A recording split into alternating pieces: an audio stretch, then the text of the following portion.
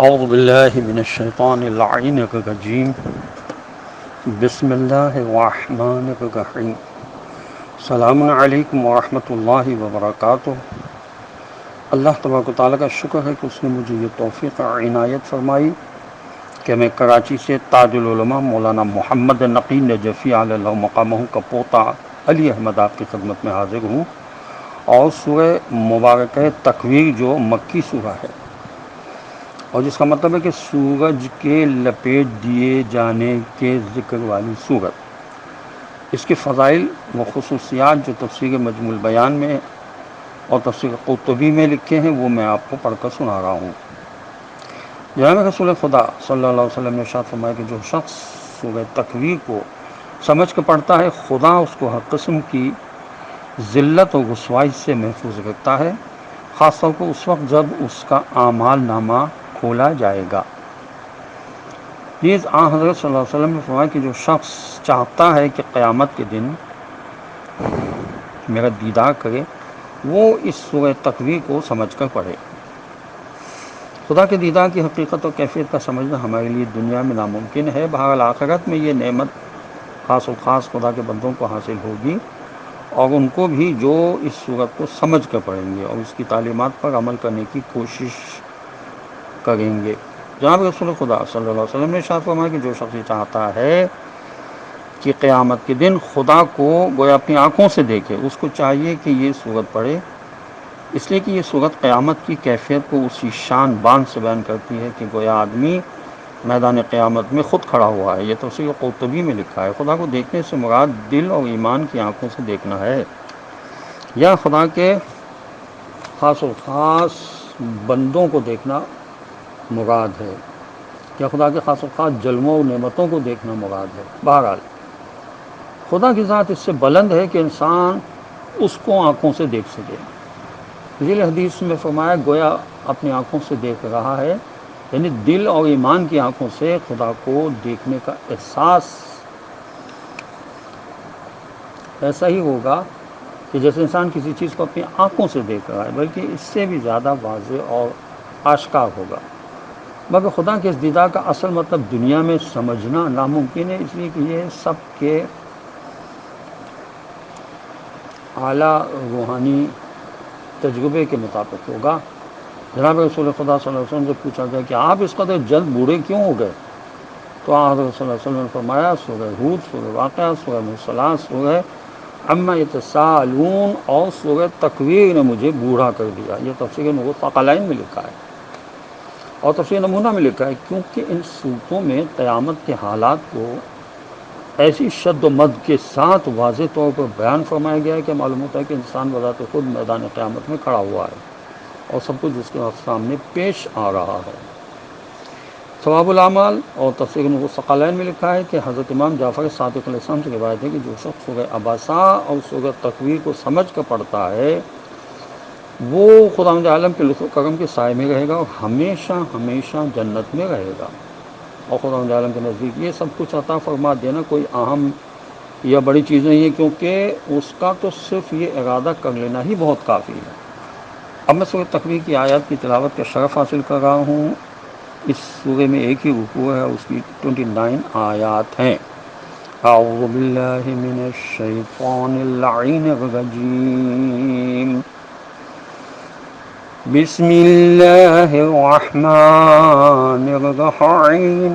شروع کرتا ہوں اللہ کے نام کی مدد مانگتے ہوئے جو سب کو فیض اور فائدے پہنچانے والا، بے حد مسلسل رحم کرنے والا ہے۔ آیت نمبر 1، اذا الشمس کورت۔ ترجمہ جب سورج لپیٹ دیا جائے گا، سورج لپیٹ دیا جائے گا یعنی اس کی روشنی سمیٹ دی جائے گی۔ یہ تفسیر فصل کتاب میں لکھا ہے۔ ظاہر ہے کہ جب سورج صاحب ہی لپیٹ دیے جائیں گے تو اس کے تمام حالی موالی کیا حیثیت رکھتے ہیں، سب کی بساط از خود لپٹ جائے گی۔ گویا یہ موجودہ نظام پوری طرح درہم برہم ہو جائے گا۔ ہمارا پورا کا پورا نظام شمسی کہلاتا ہے، اس لیے ان کا مرکز اور محور سورج ہے۔ جب مرکز اور محور ہی رخصت ہو گیا تو سارا نظام شمسی از خود درہم برہم ہو جائے گا۔ عربی ادب کے اعتبار سے سورج کو بے نور ہو جانا کہنا ایک فصیح وہ بلیغ استعارہ ہے، کیونکہ عربی میں تکویر کے معنی لپیٹنے کے ہوتے ہیں. عرب امامہ لپیٹنے کو تکویر الامامہ کہتے ہیں، کیونکہ کپڑا پھیلا ہوا ہوتا ہے اور وہ سر پر لپیٹ دیا جاتا ہے. اس طرح سورج کی روشنی جو ہر طرف پھیلی ہوئی ہوگی لپیٹ دی جائے گی، یعنی سورج کی روشنی کا پھیلنا بند ہو جائے گا. آیت نمبر 2، وَإِذَا النُّجُومُ انقَدَرَتْ، ترجمہ جب ستارے بکھر جائیں گے، یہ جب ستاروں کی روشنی ماند پڑ جائے گی. آیت نمبر 3، وَإِذَا الْجِبَالُ سُيِّرَتْ، ترجمہ جب پہاڑ چلائے جائیں گے. آیت نمبر 4، وَإِذَا الْعِشَارُ عُطِّلَتْ، ترجمہ جب حاملہ اونٹنیوں تک کو ان کی حال پر چھوڑ دیا جائے گا، یعنی ان تک کی فکر کرنے والا کوئی نہیں ہوگا. عربوں کا سب سے زیادہ قیمتی سرمایہ اونٹ ہوتا تھا، اس لیے اونٹنی کے پیٹ کے بچے کا عرب بہت زیادہ خیال رکھتے تھے.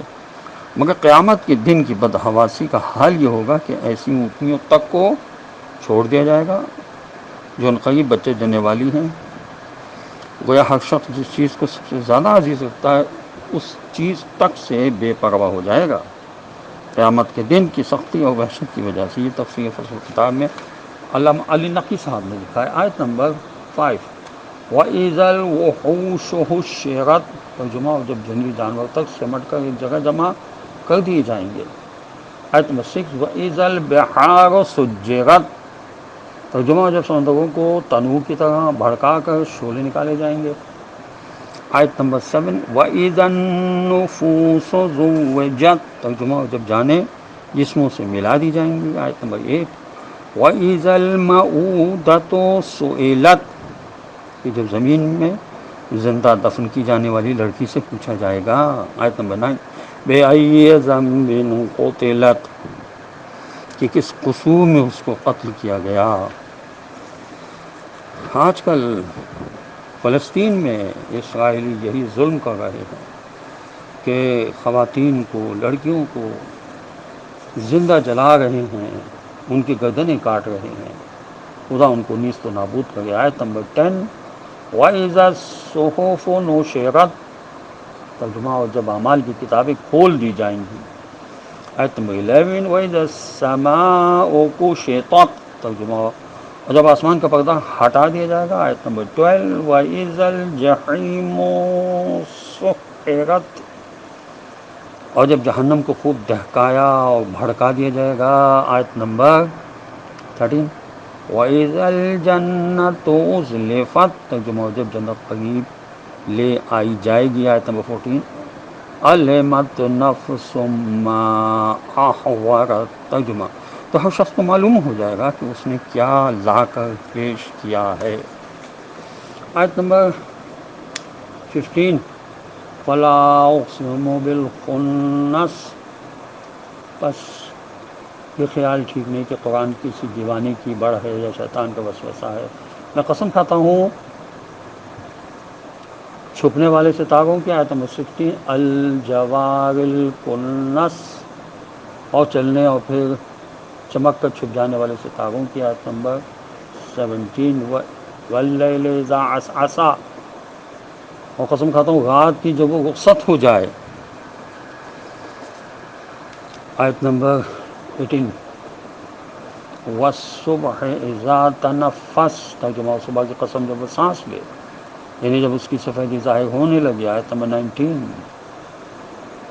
انہ لقول رسول کریم، ترجمہ کہ حقیقت یہ قرآن ایک صاحب عزت پیغام پہنچانے والے کا قول ہے. آیت نمبر 20، ذی قوت عند ذی العرش مکین، جو بڑی طاقت والا ہے اور اس کے مالک خدا کی بارگاہ میں بلند مرتبے والا بھی ہے. آیت نمبر 21، مطاع ثم امین، ترجمہ جس کے احکامات مانے جاتے ہیں اور پھر وہ امانت دار بھی ہے. آیت نمبر 22، وَمَا صَاحِبُكُم بِمَجْنُونٍ، ترجمہ تمہارا رفیق، تمہارا ہم قوم اور ہم قبیلہ رسول دیوانہ نہیں ہے. صاحب ساتھی سے مراد جناب رسول خدا صلی اللہ علیہ وسلم میں اس لفظ کے ذریعے مکے والوں کو یہ جتایا جا رہا ہے کہ محمد صلی اللہ علیہ وسلم کوئی اجنبی آدمی نہیں ہے، انہی کے قوم و قبیلے کے آدمی ہیں، انہی کے درمیان 50 سال رہے ہیں۔ بچہ بچہ ان کی شرافت، دیانت، صداقت کو جانتا ہے، ان کی عقل و ذہانت و صداقت کا کلمہ پڑھتا ہے، کہ تم کو شرم نہیں آتی کہ جان بوجھ کر ایسے آدمی کو مجنون کہہ رہے ہو؟ یہ تفسیر کبیر، تفسیر مجموع البیان اور تفہیم القرآن میں لکھا ہوا ہے۔ آیت نمبر 23 وَلَقَدْ رَآهُ بِالْأُفُقِ الْمُبِينِ۔ ترجمہ یہ ہے کہ اور اس نے اس پیغام لانے والی جبریل علیہ السلام کو کھلی ہوئی واضح روشن فضا میں دیکھا ہے۔ آیت نمبر 24 وَمَا هُوَ عَلَى الْغَيْبِ بِضَنِينٍ۔ ترجمہ اور وہ رسول صلی اللہ علیہ وسلم غیب کی چھپی ہوئی باتوں کے پہنچانے میں کنجوس بھی نہیں ہے۔ آیت نمبر 25 وَمَا هُوَ بِقَوْلِ الشَّيْطَانِ الرَّجِيمِ۔ ترجمہ اور یہ قرآن کسی دھتکارے یا رد کیے ہوئے شیطان کا قول نہیں ہے۔ آیت نمبر 26 فَأَيْنَ تَذْهَبُونَ۔ پھر آخر تم کدھر بہہ کے چلے جا رہے ہو۔ آیت نمبر 27 إِنْ هُوَ إِلَّا ذِكْرٌ لِّلْعَالَمِينَ۔ ترجمہ یہ قرآن سارے جہان والوں کے لیے صرف ایک نصیحت ہے۔ آیت نمبر 28 لِمَنْ شَاءَ مِنْكُمْ أَنْ يَسْتَقِيمَ۔ ترجمہ اور اس شخص کے لیے جو سیدھے راستے پر چلنا چاہے۔